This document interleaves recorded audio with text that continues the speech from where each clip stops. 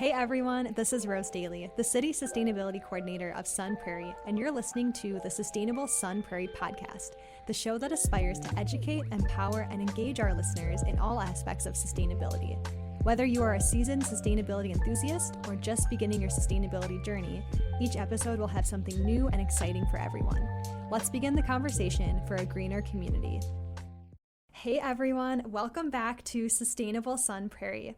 Have you ever been in the situation where you're minding your own business and then suddenly you hear that dreaded thump and you immediately know that a bird has collided with your window? Yeah, it's probably one of my least favorite sounds, and it always makes my stomach drop as I rush over to the window to see if the bird survived. Bird window collisions are actually a huge issue in the United States. According to the National Institute for Urban Wildlife, it is estimated that anywhere from 100 million to 1 billion birds are killed each year by window collisions. This data suggests that a significant portion of our nation's bird population is wiped out annually as a result of our infrastructure. With that, I would like to pose the question, how can we coexist safely with avian companions in our built world? In this episode, we're going to take a deep dive into understanding the impact of bird collisions, what we can do as individuals to protect our local birds, and what it would take to create a bird-safe city. Joining me in this conversation is Brenna Marcicek, who is the Director of Communications and Outreach for Badgerland Bird Alliance, which is formerly Madison Audubon. She coordinates or supports a variety of volunteer citizen science programs, including the Bird Collision Corp, Bald Eagle Nest Watch, Kestrel Nest Box Monitoring Program, and the Madison Area Christmas Bird Count. She loves helping homeowners, building occupants, and communities become more bird-friendly and sustainable. Welcome, Brenna. Thank you so much for being here. Thank you for having me. It's great to be here. Yes, I am so excited for our conversation. Before we jump into the specific questions I have for you, I am just personally curious, did you join Badgerland Bird Alliance out of like a passion you have, or did you maybe study something related to this in school? Yeah, so I started with, at that time it was called Madison Audubon, in 2007, actually, when I was an undergrad at UW-Madison. I took an internship to study ecological restoration at our Fayetteville Grove Sanctuary, which is outside of Lake Mills. And the summer I spent that year really changed my career path. So I had originally wanted to be an interpreter or a translator and work with languages and people from all over the world. And then I spent a summer on the prairie learning about plants and animals and all the connections in between. And I decided then and there I needed to work for a place like Madison Audubon, Badgerland Bird Alliance, or some other organization that directly benefits and promotes native habitats, restoration, and just nature in general.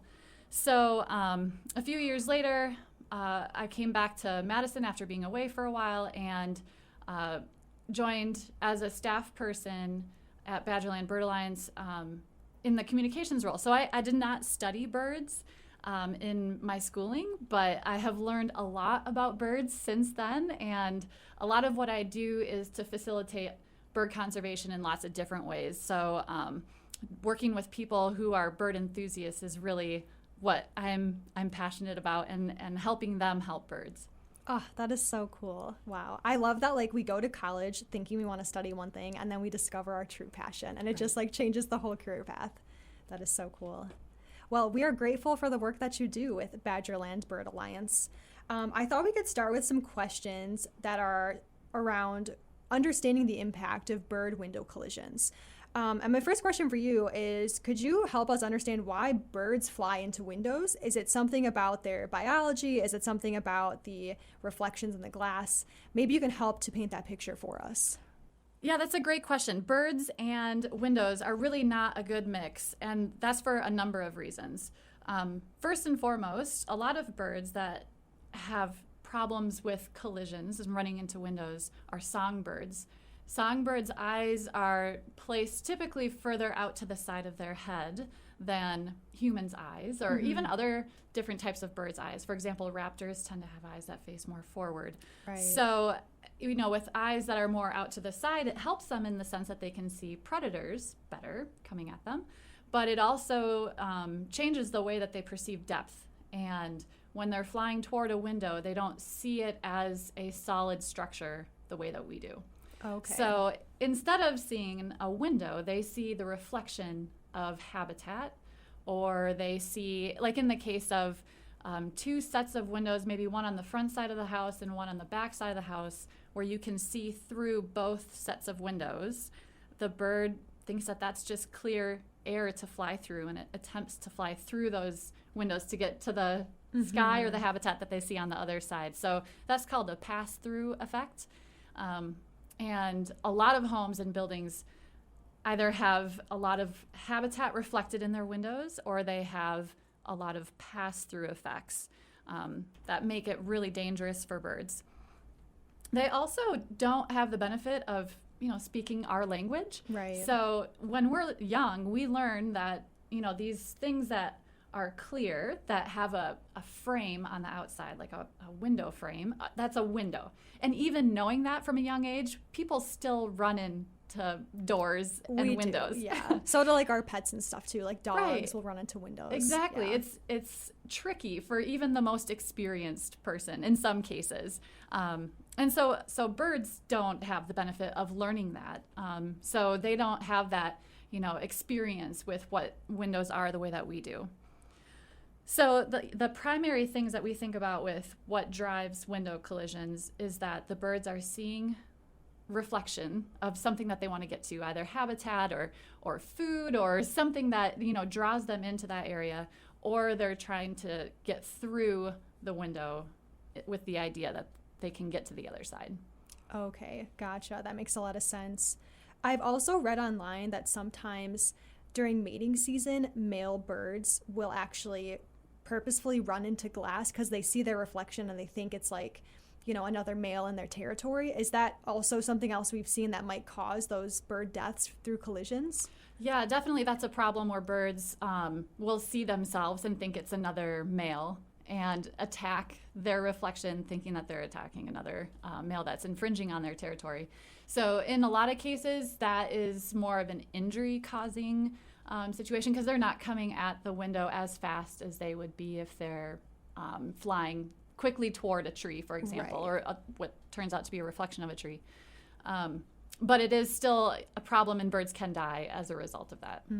Okay, that's unfortunate. I know when I had a parakeet growing up, we used to he had this little mirror in his cage and he would always attack it thinking there was another bird on the other side. So I can see how this is also an issue with window reflections. So in North America, and maybe specifically in the Midwest, is there a specific species of bird that is most often killed by these window collisions? The birds that tend to typically have the most problems with window collisions are migratory birds. Not to say that resident birds don't hit windows, they certainly do, but migratory birds are ones that fly long distances each spring and fall to get to where they need to go. So they have to migrate. They're either moving to someplace where they can find a spot to nest, or they're moving away from someplace that has run out of food because of cold weather coming in. So they have to move. They don't have another choice. So a lot of the birds that our Bird Collision Corps volunteers have found as a result of our studies are really beautiful, charismatic, often some of our favorite bird species, such as ruby-throated hummingbirds. That's often a very common species that our volunteers find.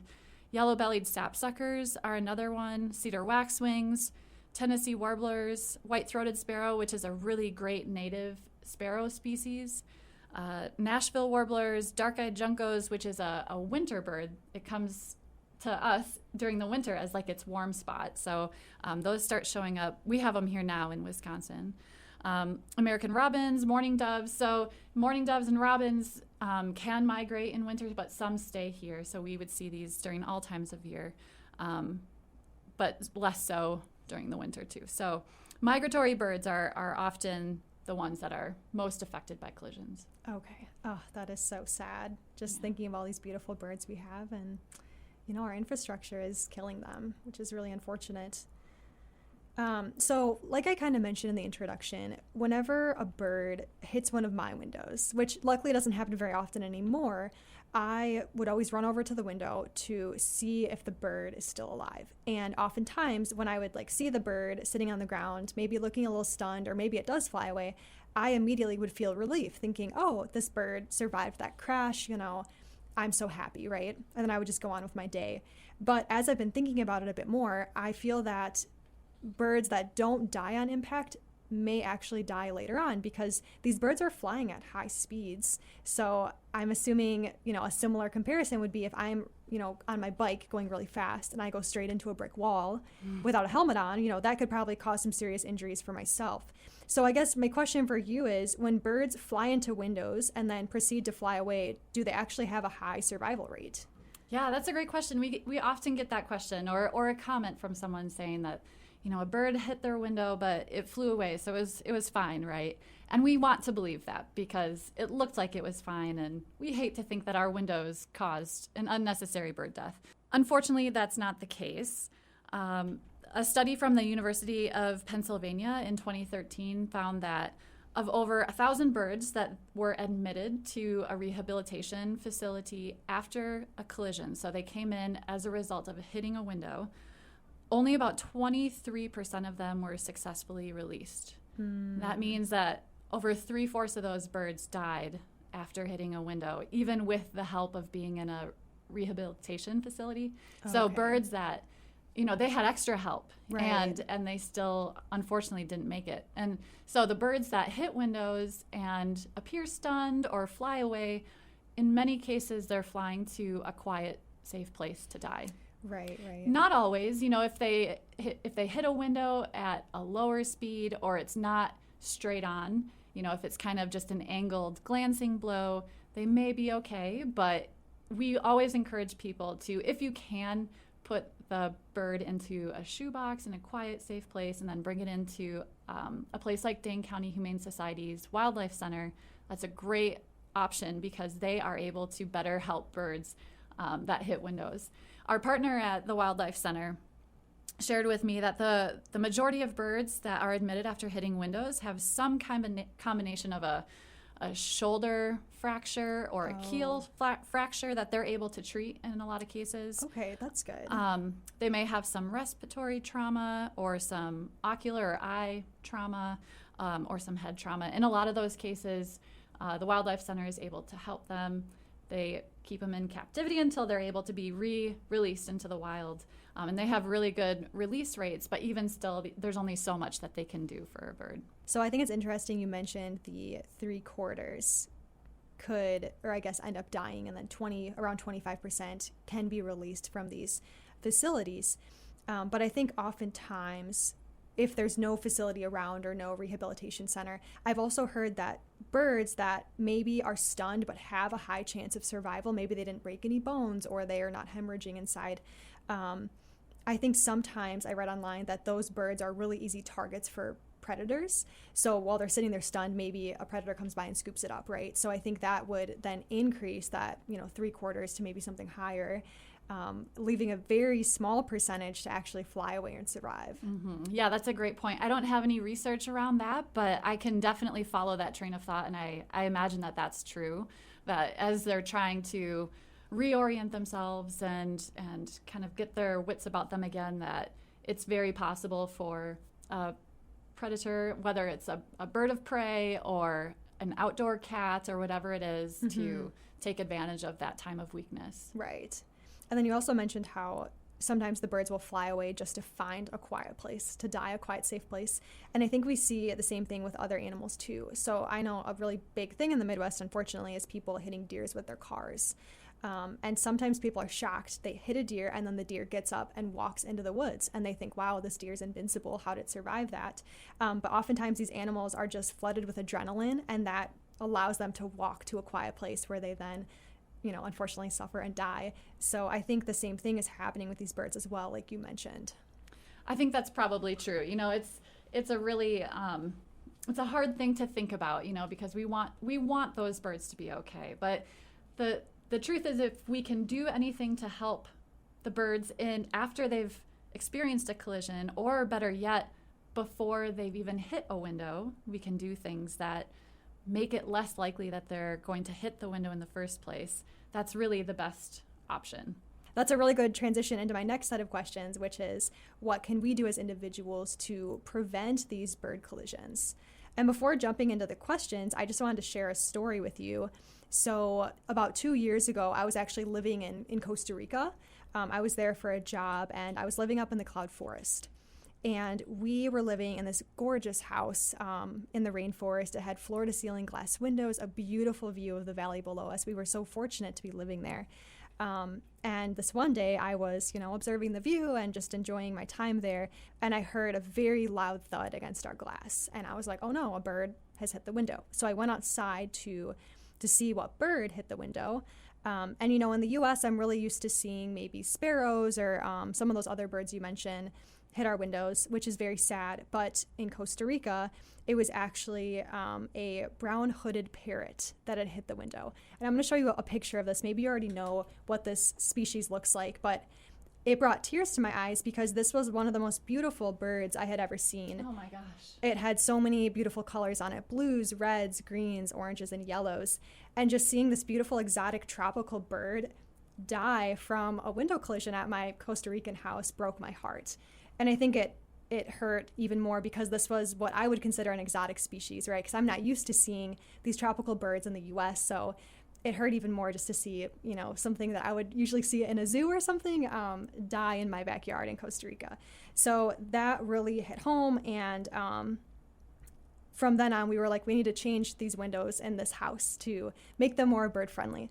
So maybe you could start by telling us a little bit more about what we could do to prevent these bird collisions from happening at our homes. What's like some best practices we can follow? Yeah, that's a great question. And first I want to share that I hear this all the time. Everybody has a bird story, and everybody also has an experience. Everyone that I have talked to has an experience with a bird hitting a window.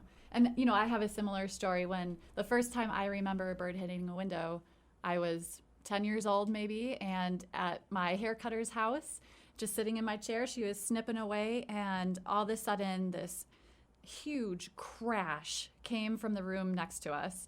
So we walk into that room, and on the floor is a ring-necked pheasant. Oh. And what used to be her picture window was shattered on the floor. The window shattered? The entire window shattered. Oh, no. And then you look outside at her beautiful wooded backyard, and it was so clear how to connect those dots of what happened. Mm-hmm. And yet at the time, I thought that was a rare event. And maybe it's rare for a bird to hit so hard and at such a speed and be so large that they could break a window. Mm-hmm. But, I thought that this was like a freak accident that nobody really experiences. But, 20 years later, now I know that this is anything but rare, that this is an extremely big problem that, in most cases, everyone in a room has experienced. So I just want to acknowledge that you are not alone in this experience. I'm not either. And for all of the listeners out there, if you've heard or seen a bird hit a window, that is unfortunately a very common thing, which we can do something about. Good. So the first tip that I usually give to homeowners or folks who rent or whatever your living arrangement is, if you like to feed birds, there are some rules of thumb to follow that really help prevent birds from hitting windows. So the first is how you place your feeder, where you place your feeder in your yard. The best rule of thumb to follow is to either place your bird feeder within 3 feet of the home or more than 30 feet away. Okay. So the idea with that is if it's within 3 feet of the house, if the bird flies toward a window, seeing something in the reflection, they're not going fast enough to cause themselves serious injury. Right. They're so close, they haven't got up the speed yet. If the feeder is more than 30 feet away, they're just less likely to come toward the window because it's so far away. So the 3 or 30 rule is a good one to follow.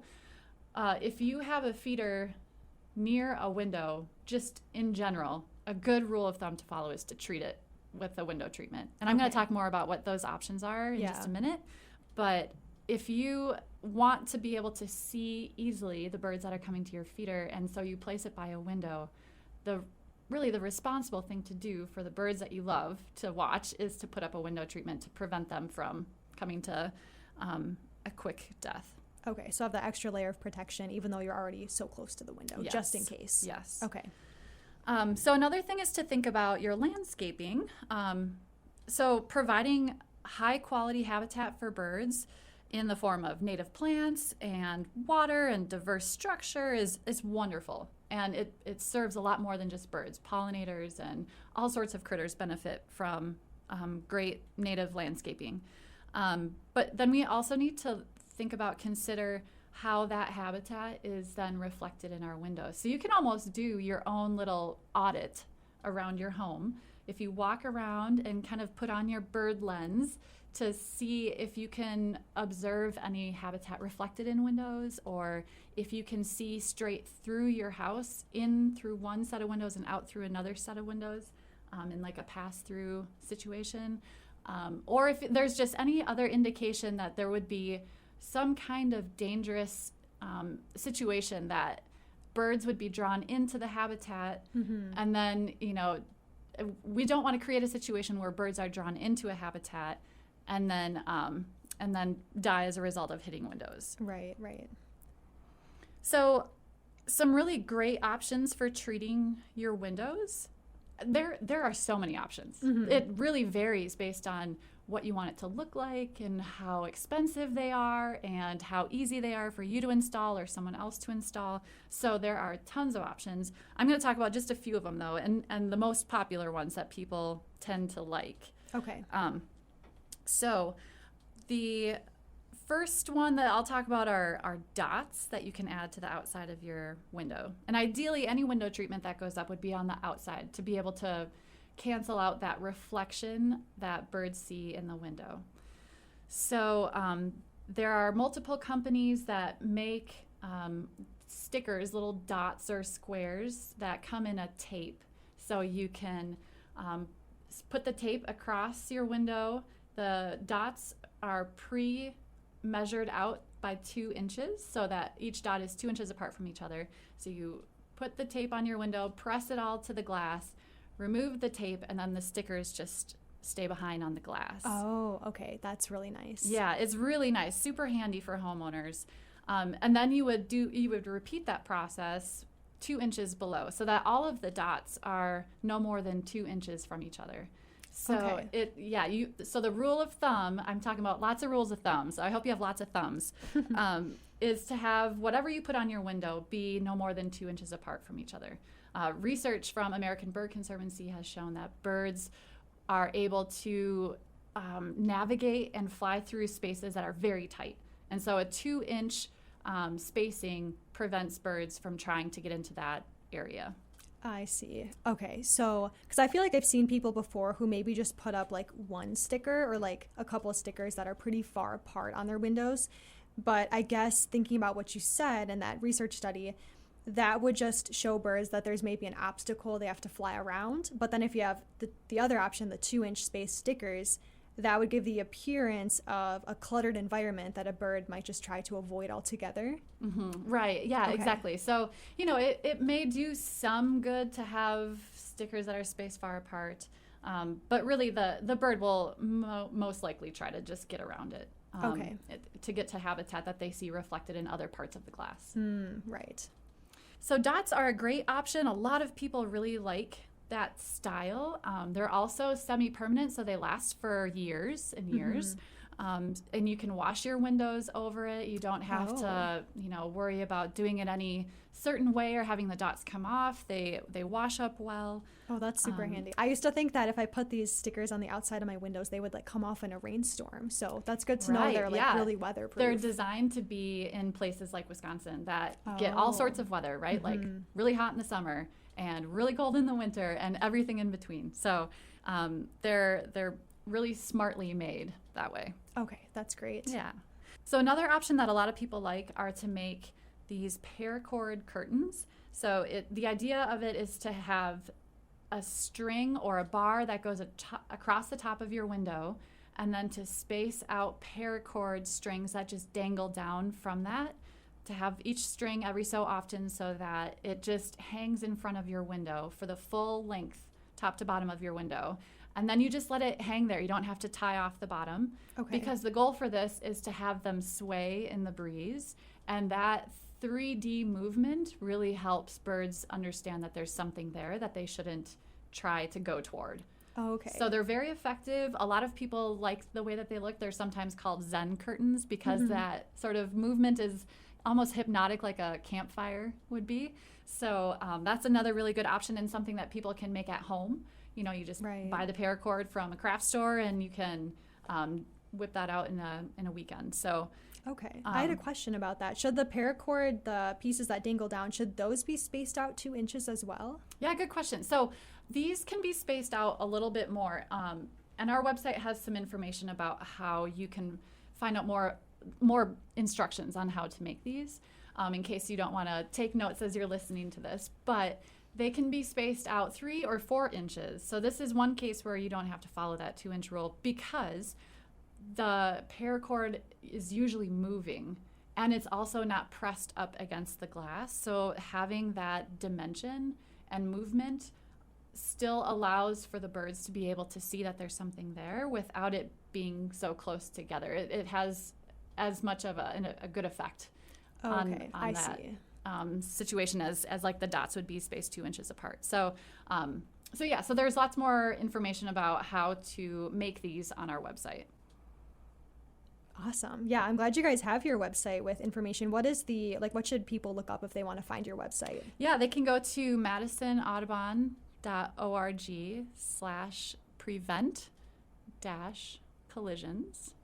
Awesome. I'll put that in the show notes. Great. So there are some other really good options that you can use to prevent window collisions. You can put up some artwork using tempera paint. That's very cheap at a craft store. That is washable paint, so you can leave it up for a bit if you want to celebrate for the football game coming up or whatever season, and then wash it off and try something new for design. You just have to make sure that you follow that 2-inch spacing. There are other products that prevent collisions. There's a type of tape that you can put on your window that kind of mimics the paracord thing, except for it's on the glass. And then insect screens are very effective at preventing collisions. It's one of the best options, actually, because by having an insect screen on the outside of the window, like on the exterior side of the window, it both reduces or eliminates the reflection and that pass-through effect that looks like birds can just fly through there. In some cases, like in a casement window, the screen is on the inside of the glass, so it wouldn't have as good of an effect in that case. But if the window screen, the insect screen is on the outside of the glass, that is a very effective and cost-effective in many cases because a lot of windows come with these screens. It's a really good option. Okay, so the first thing people should do is look at your windows and determine if your screen is on the inside or the outside. That's right.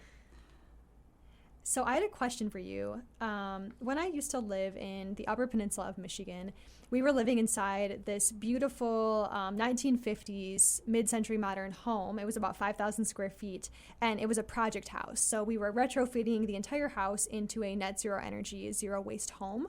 And the architecture of the house was very unique. So it had floor-to-ceiling windows across the entire house, which is beautiful, right? And I actually have a picture here I'm going to go ahead and show you just so you can get a better idea of what this home looked like. So here's the house. Oh my gosh. Can you describe what you're seeing in the windows though? So in the windows, so the home has floor to ceiling windows on the exterior of the house. And in the windows, you see a beautiful golden colored fall foliage tree. So it is just like the perfect example of reflected habitat in a grand sense. That's a lot of window. Yeah, and this house was located basically in a little forest, and I felt like the windows were almost like mirrors because we could just see, like when I was standing outside, I felt like I was in a big forest because I couldn't even tell there was a structure near me because of all the glass. And it was honestly gorgeous. We had over 1,000 square feet of glass on that house, which I loved, but it was not bird friendly. And we had birds hitting our windows all the time because of that reflection, but also you could see straight through our house because there was just windows everywhere. And we felt really bad. We were like, we're calling ourselves the Sustainability Demonstration House, but we are basically resulting in bird window collisions, which is not good for the environment. So we actually met up with the Copper Country Audubon Society because we needed some help. We were like, can you guys give us some recommendations for how we can reduce the bird collisions? And the first thing they had us do was move the bird feeder. They told us the 3 versus 30-foot rule. We actually just ended up taking it down altogether just to stop luring birds into our property. But then they said for your windows, we recommend putting up these window clings. So similar to what you were saying, except these were completely transparent. They were like 6-inch by 6-inch transparent squares that had a design etched onto them. But again, it was all transparent. So it looked really nice on the windows. And I guess these window clings were supposed to reflect back UV light, which we obviously can't see, but they had told us the birds can see the UV light and they'll know not to fly into your windows. So I was just curious if you've heard of those before and what your thoughts are on the UV reflecting window clings. Yeah, I have heard of those before, and I know a couple of people who have put them up and have had good luck with them.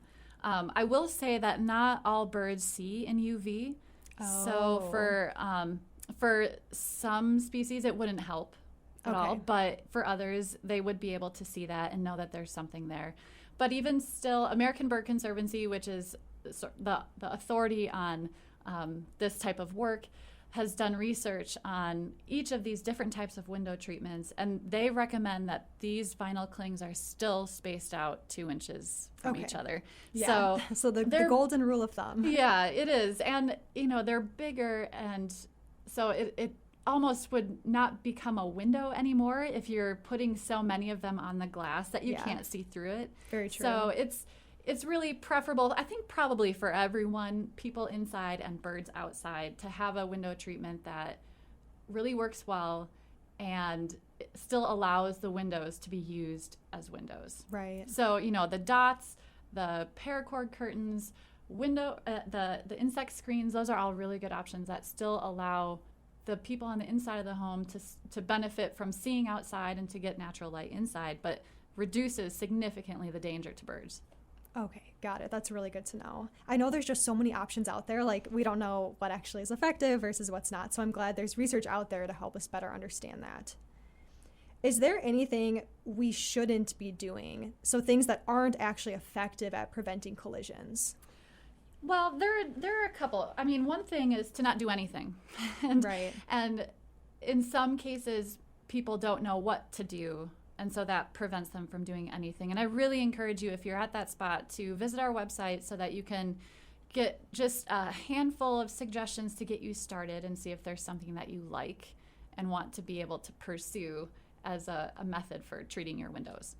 So besides that, some stores will sell like the silhouettes of a hawk and say that you put that up on your window and birds will see that and be scared away and not hit your window. Unfortunately, birds are smarter than that. Yeah. So those, the silhouettes are not effective, partly because, as we've talked about, birds will just get around it. They'll see that shadow is not moving and they'll try and fly around it.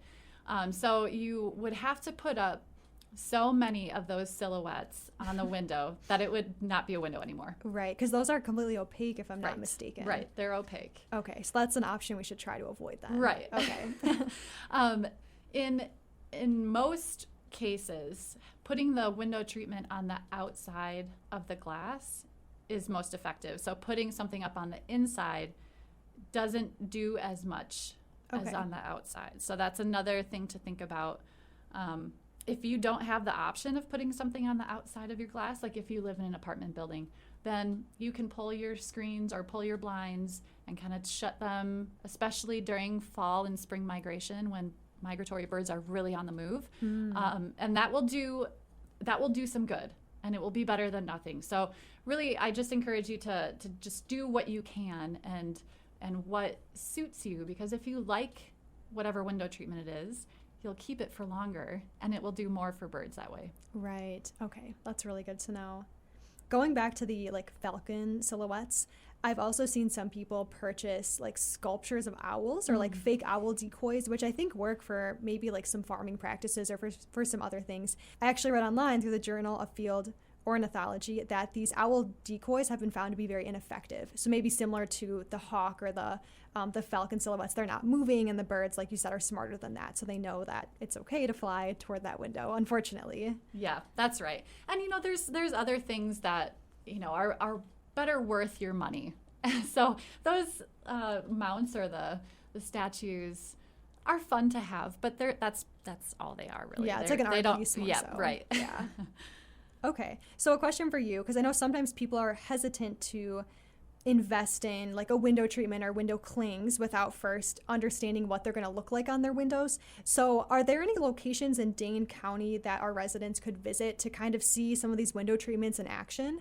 Yeah, so there are a number of places that folks could go.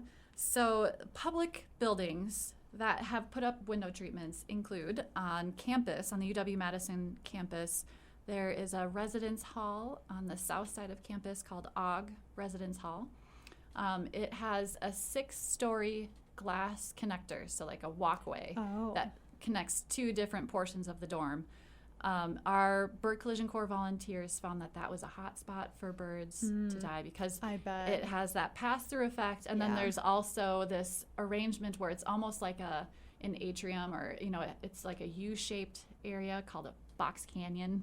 And so birds get in there and they see a lot of reflection around them on all sides of them pretty much, and they can't figure out how to get out. So it's like the equivalent to a mirror maze. Exactly. Which I actually run into mirrors when I'm in those, so I understand what the birds are feeling. Exactly. So this residence hall was found to be a hot spot for bird collisions. And so we and our partners on campus worked to find funding for and put up a window treatment there. It uses the dots that I described earlier. They make them in industrial-sized sheets. So they put up those dots on 5 of the 6 stories of that glass connector, and it has had a 90% reduction rate. Wow. Of so very collisions. effective. Yes. So, and that's data that's from our Bird Collision Corps survey program. So you can visit campus and look for OGG Residence Hall. That's a really great example of the dots in practice.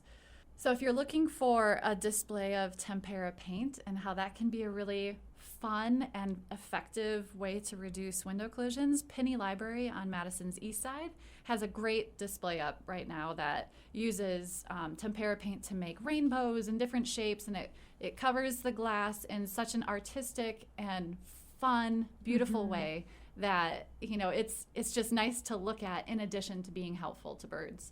Right, and I'm sure it's fun for the kids to help make that as well and to understand that they're positively impacting the birds then. Absolutely. That's a lot of what this is. Putting up a window treatment is great for birds in the sense that you're actually reducing collisions, but it's also a really great conversation starter and awareness builder. People ask you, like, what's up with these dots? Right. And then you can talk about why they're up and what encouraged you or inspired you to do that. And your experience with whether it does actually reduce collisions, and I hope that it does.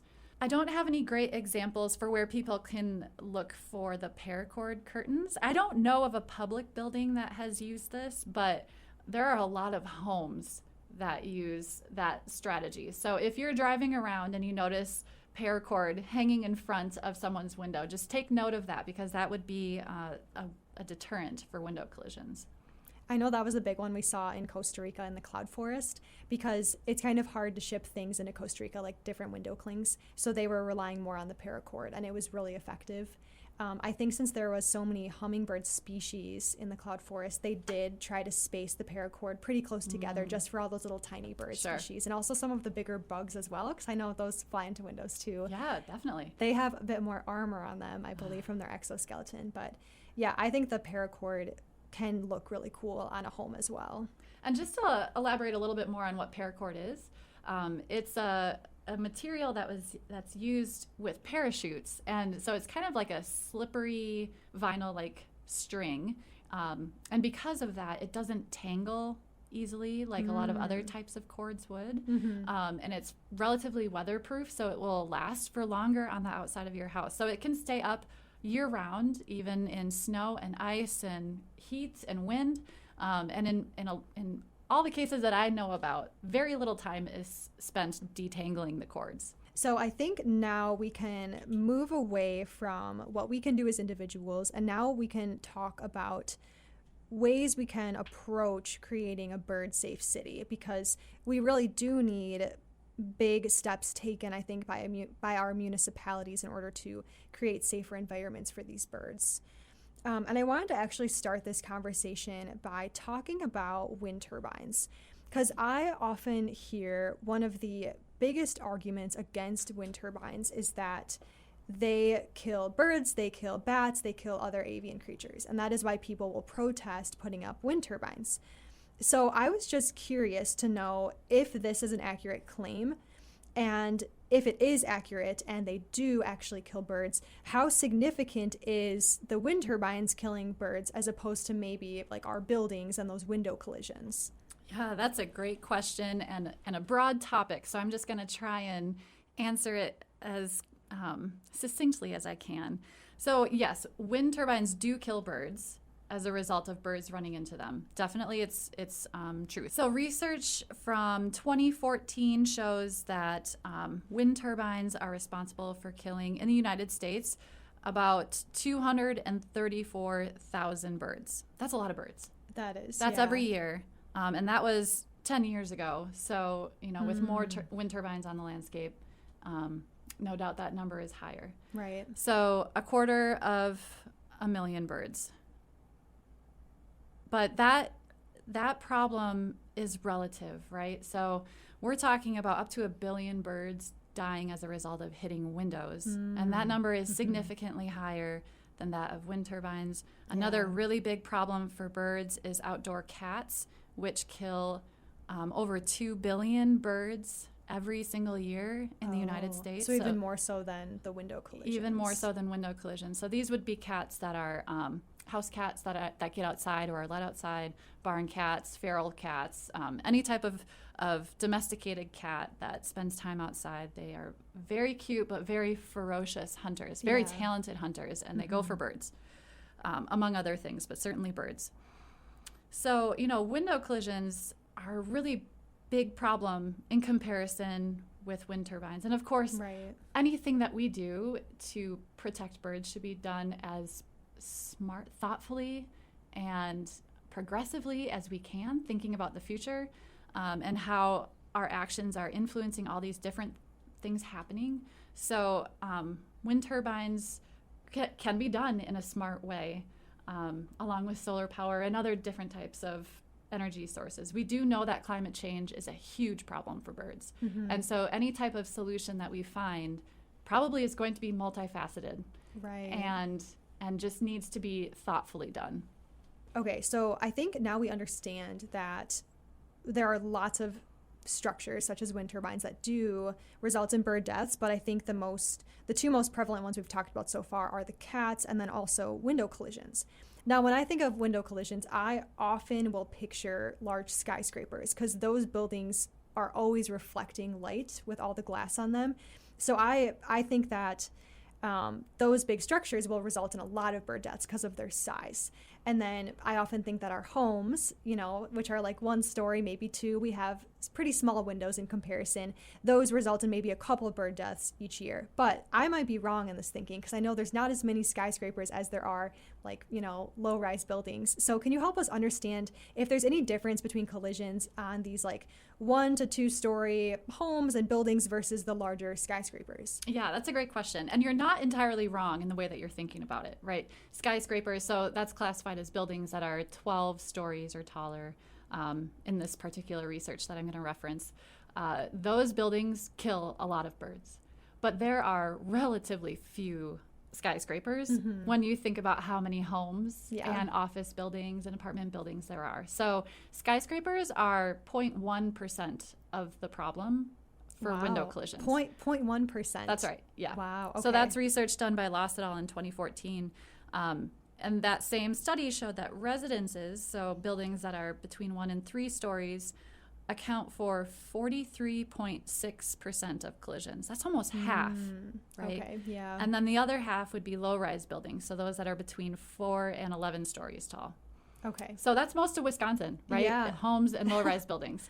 Wow. So it's a problem that because it's not just skyscrapers causing this issue, it's a problem that we can work on and that we can tackle, because we can be more, we are more empowered to changing how the windows on our homes are than we are skyscraper windows. Mm-hmm. Very true. So it's actually, it's kind of it's a very depressing statistic, but Yes. it's also, I think, something that makes me feel excited, that like we can actually do something about this. Mm-hmm. Unlike some really big environmental problems that feel too big for us to tackle in an afternoon, putting up Right. a window collision is something you can do and then see the effects of it immediately. Yeah, that's so true.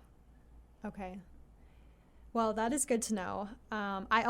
This makes me think about bird flight patterns and where they spend most of their time. And if I'm not mistaken, I think a lot of birds are nesting in trees that don't get to the same height as skyscrapers, obviously. So when they're leaving their nests and searching for food, they probably are flying close to these lower rise buildings or these 1 to 2 story homes or office buildings. So I think that makes sense as well based on their flight patterns. Yeah. So here's something kind of cool about birds, and especially migratory birds. A lot of them migrate at night, Mm-hmm. like in the dark of night. And they migrate by sight, so they need to be able to see where they're flying in order to go there. It's not like, something that's just pulled by a magnetic attraction or something. They have to be able to see where they're flying. So on nights where there's cloudy conditions or fog, birds have to fly lower in the sky to get below the cloud cover, and that often puts them in line with buildings. Okay. So, and if there are lights on in the building, that can also attract birds, especially if it's dark everywhere else, and then they see the light in the building, that just draws them in. So, the way that birds and migration are influenced by buildings is, I think, really an interesting topic. They fly by night, and then in the wee hours of the morning, they come down to rest and refuel, and then daylight comes and they see these nice trees and shrubs and other types of habitat reflected in the glass. And so collisions can happen in the middle of the night when they're flying, or it can happen in the morning when they're recharging and getting more food. Okay. Gotcha. Yeah, I think I've also been looking into light pollution and the impacts of that on birds. I think we probably could have a whole episode about light pollution, so maybe we'll save that for another time. But yeah, it's like everything we're doing, from our glass structures to the lights that we turn on, are impacting the birds. So we need to, I think, be more thoughtful with what we're installing in these structures and the way that we build them. That's right. And you don't know what you don't know until you know it. So a lot of these things most people just don't think about, because why would you? Right. And if we learn about it, if you're listening to this podcast or watching the show and now you know about it, now you can do something. Yeah, very true. Knowledge is power. So, all right. So let's talk again about making bird-safe cities. And what I've learned is people are very much driven by finances, by economics, right? So they won't want to make a change unless we can show that it has some sort of financial benefit to them, right? So a lot of people are willing to turn toward, for example, solar power, because that has a relatively quick ROI in Wisconsin, maybe 7 to 10 years. And then after that, you're essentially making money that you weren't making before. So I think finances are a way we can sell ideas to people. So a question for you is there any sort of economic benefit to creating bird-safe cities? Well, putting a price tag on the presence or absence of birds is really hard. But that said, there are definite economic reasons that having birds around is a good thing. So they provide really important ecosystem services. So some birds pollinate flowers, which provide food and materials that we as humans need. A lot of them are great at seed dispersal, so they're spreading different seeds all around, and those seeds germinate in places they need to germinate. They're very good insect controllers, so mosquitoes, ticks, arachnids, the birds play a big role in the food web. So ecosystem services are a really important part of this. Ecotourism as well is important. Wisconsin is a great place to go birding. We have all sorts of different types of habitats, whether it's wetland or prairie or woodland or everything in between and everything beyond.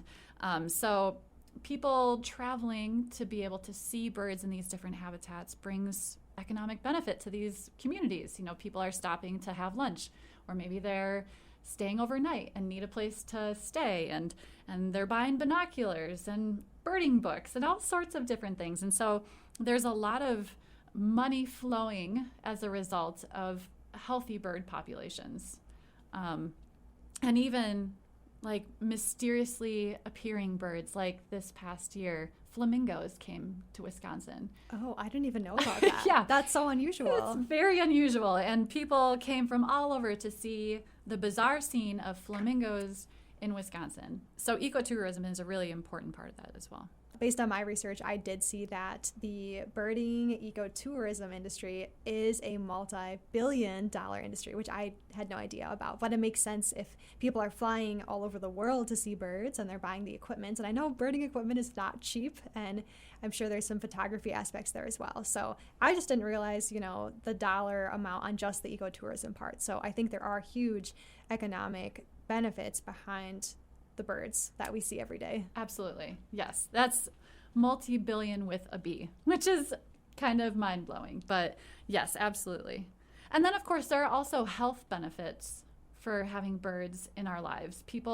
Studies have shown that people have better mental wellness when they're able to see and hear birds. There's a direct link between those things. By getting out and walking around and seeing birds, or just being in nature, there's physical benefit to that. So having birds here in their native habitat, doing the things that they should be doing, is a good thing for people as well. Yeah, definitely. So I know that Badgerland Bird Alliance does conduct bird and window collision studies. Could you help us understand what those actually look like? Yeah. So the program is called the Bird Collision Corps. This was a program that we started with partners at the UW-Madison and Dane County Humane Society's Wildlife Center in 2018, with the goal of identifying which buildings are especially problematic for birds when it comes to window collisions, and then determining if we can help solve that problem. So brainstorm ideas and help find funding and whatever the case is. So the program started at UW, but it has expanded since then. And in fall 2022, we started surveying the Sun Prairie Public Library as part of this program. So our volunteers receive training and they receive a survey kit. So they sign up for a weekly shift during spring migration or fall migration. That's when we do our surveys, is spring and fall, because that's when birds are moving a lot more than other times of the year. Right. And so the volunteers walk around the base of the building, the perimeter of the building on the outside, and look on the ground as well as on the glass to see if they observe any evidence of birds hitting windows. So on glass, there might be like a window smear where you can see that a bird hit.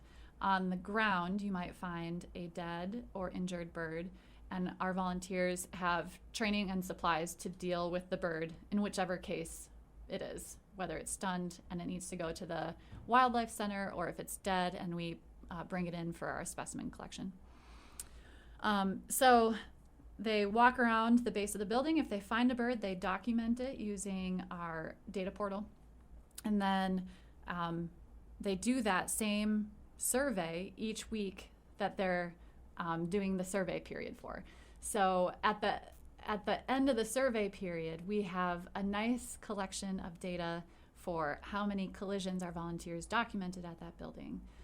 I should add that we typically get enough volunteers to survey the building 7 days a week. Oh, that's great. So it's a pretty comprehensive, not perfect, but comprehensive look at how many birds are hitting windows there. This doesn't account for birds that are scavenged. So there are scavengers that know where birds typically hit windows, and they pick them up for an easy lunch, which, respect, that makes sense. So they may take birds away before our volunteers are able to get to them and document them. But for the most part, it's a pretty nice picture of what the bird collision situation is like at that building.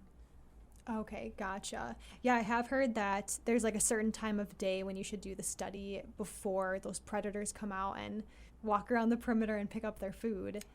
I think it was early morning. That's right. Yeah. So we typically, our volunteers usually finish their surveys by 9:30 in the morning. Okay.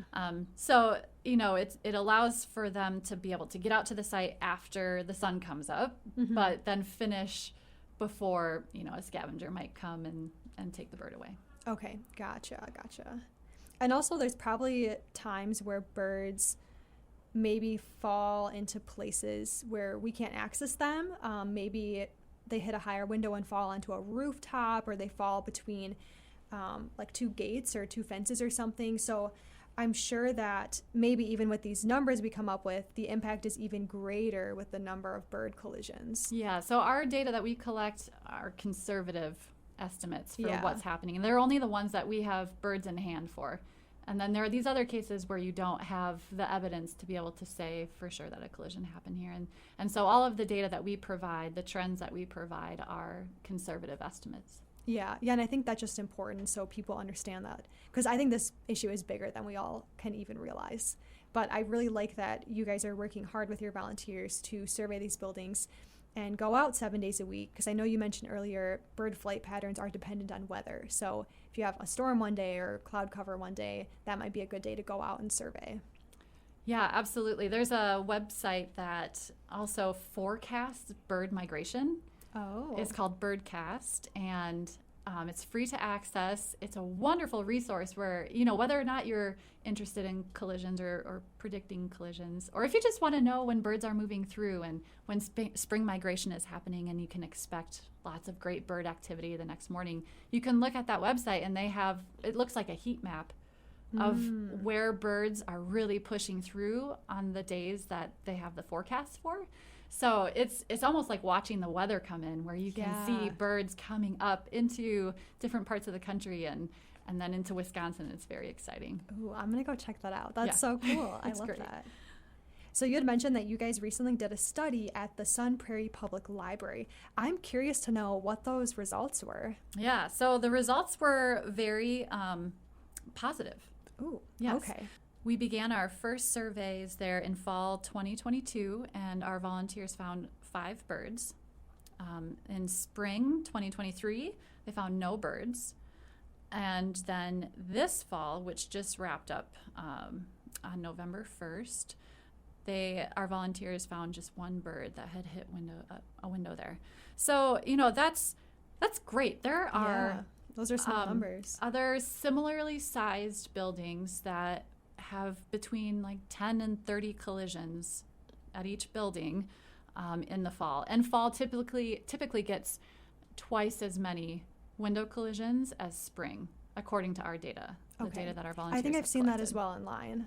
Yeah, which makes sense. Birds, this is fall is right after the nesting season, so there are just more birds on the landscape, and many of them are migrating for the first time. And so fall is a very dangerous time for birds, and we typically get a lot of collisions. But fortunately, at the Sun Prairie Public Library, our volunteers have not documented many at all.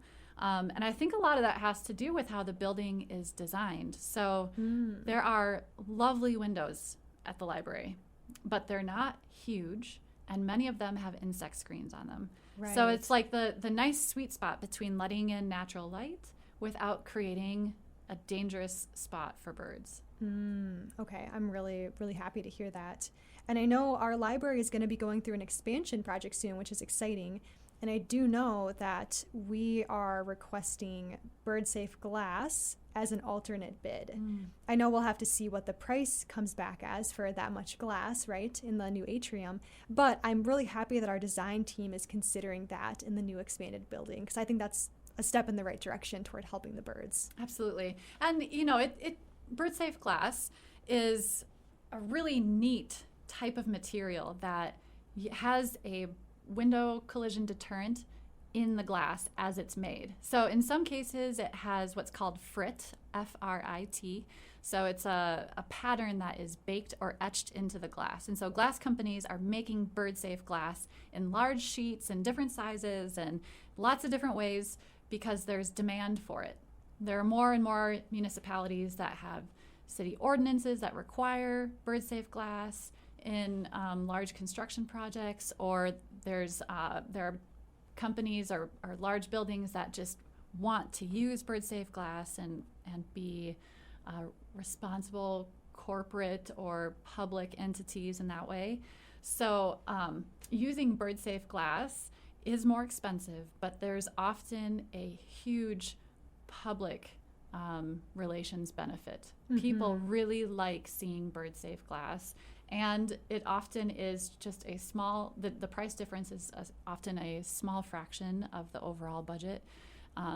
So it's I know that's hard when especially when it's tax dollars and it's more complicated, but I do really encourage the Sun Prairie community to support this because it's really important for sustainability and conservation and for people who just love to see birds. Right, definitely. And I've read that it's a lot easier to implement bird-safe glass up front when you're already doing a retrofit project or a new construction instead of doing it, down the line. Then it's going to have a lot of extra costs. So yeah, I think now's the time to start investing in that. And there's, like you said, a big industry out there now with so many different options at different price points for our new infrastructure. All right, so you had mentioned passing a city ordinance that would maybe help the birds out. And I think this is one of the biggest ways that we as a city or a municipality can start putting pressure on, everyone in our city, on developers, on residents, on business owners to start thinking about and putting up bird-friendly glass features. So I'm aware that in 2020, the city of Madison actually passed an ordinance that requires bird-friendly glass for new building construction that meets a certain criteria. So I think it was either like the size of the building or maybe the size of the glass on the building. And personally, I'm a huge fan of this ordinance. I feel it's really good for the birds and it's a great step in the right direction for the city of Madison. But I understand that not everyone felt the same way as me. And I think this ordinance ended up being brought to court because of some issues surrounding it. Would you be able to kind of fill us in on what exactly happened with the City of Madison ordinance and what was the final ruling from the court? Sure. So this was a really big deal in the sense that it was the first time a bird-safe glass ordinance had been challenged in the country. Wow. So there are other states and cities that have bird-safe ordinances, but none of those had been challenged. Correct. None of them had been to court. Interesting. So this was the first time a legal challenge had been brought against a bird-safe glass ordinance.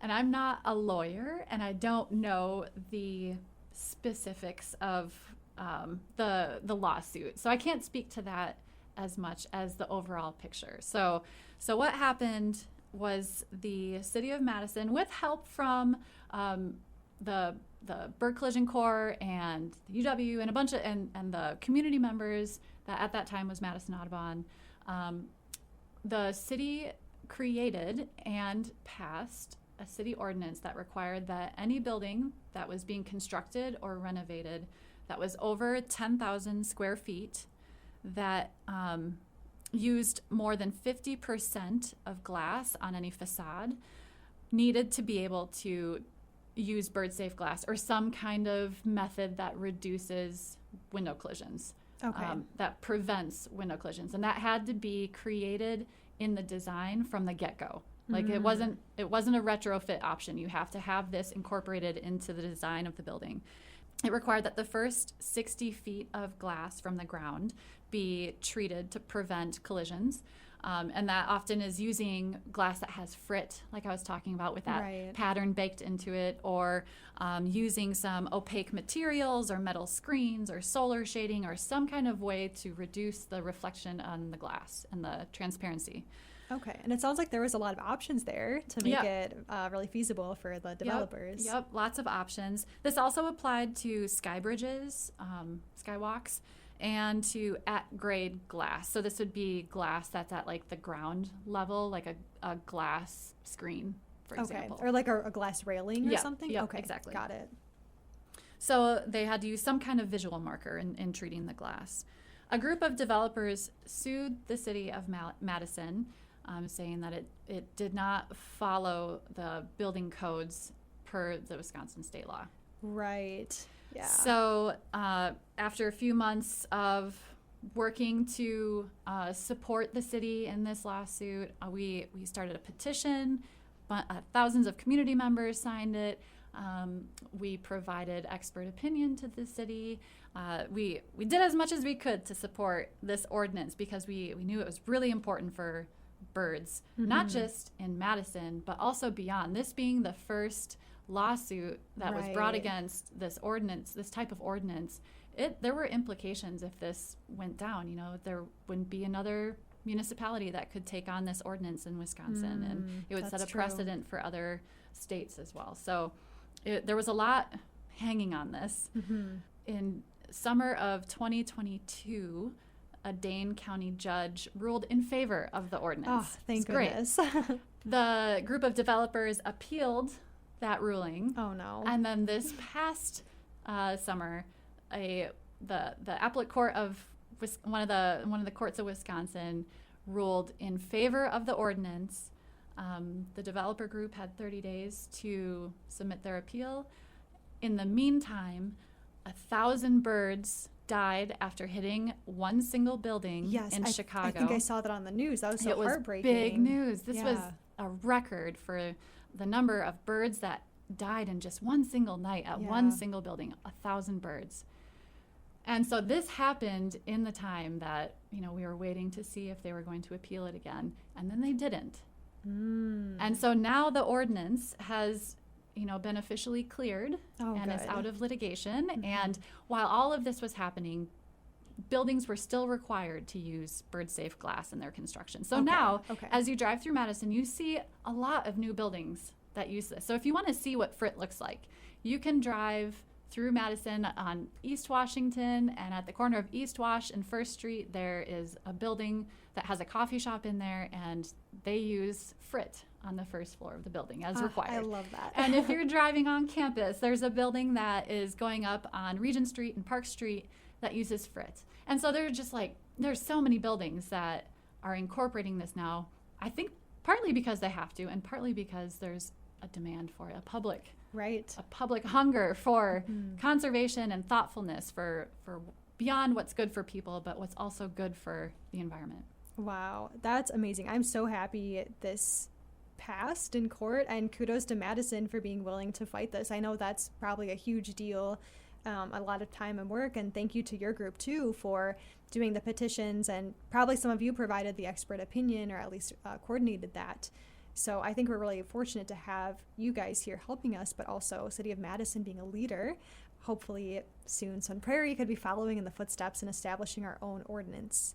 Yeah, absolutely. And I also want to give a shout out to American Bird Conservancy, which was a huge help and support through the development of the city ordinance and also in the litigation of it. So they were definitely, they're a national organization, but they came to Wisconsin to help. So it's a really great partnership. That's wonderful. I'm glad there's so many people in support of this and willing to fight for it. That's great. All right, Brenna, I think we're approaching the end of our time here together. It's been such a wonderful conversation. Do you have any final thoughts you would like to share with our listeners? Yeah, so the ability to have a city ordinance is great. It helps in large and broad ways. But it also is so important that we as homeowners are able to do this work as well. And so having everybody do what they can do as much as they can do it is really what makes all of this work and all of it kind of click together and have a long-term and widespread benefit to birds. I agree. Yeah, I think it's the same for sustainability in general. Like the bigger picture is we can't wait around for the governments to make the changes or the big corporations, and they can't just wait on us as individuals to make changes. We need to be working together side by side, making our own changes in our homes, in our cities, in our states, and in the country. So I 100% agree with you. Well, I think we're all set here. Thank you so much for being on my show today. I learned so much from you, and I'm excited to go home and research some more bird-safe glass options, maybe tell my friends and family about it. I know I have a neighbor who has a bird feeder. I might try to have a conversation with her about the placement of that. But yeah, I really appreciate your time today, and thanks so much for being on the show. Yeah, thank you for having me, and thank you to everyone tuning in. Thank you for listening to Sustainable Sun Prairie with your host, Rose Daly. I hope you enjoyed this episode and uncovered something new about sustainability. As always, you can subscribe to our podcast and listen anytime on Spotify, Apple Podcasts, Google Podcasts, and you can listen live on 103.5 FM The Sun, WLSP-LP, and on demand on the Sun Prairie Media Center app. For links and resources mentioned in this episode, as well as our contact info, please visit the show notes. Thanks again, and I'll see you next time.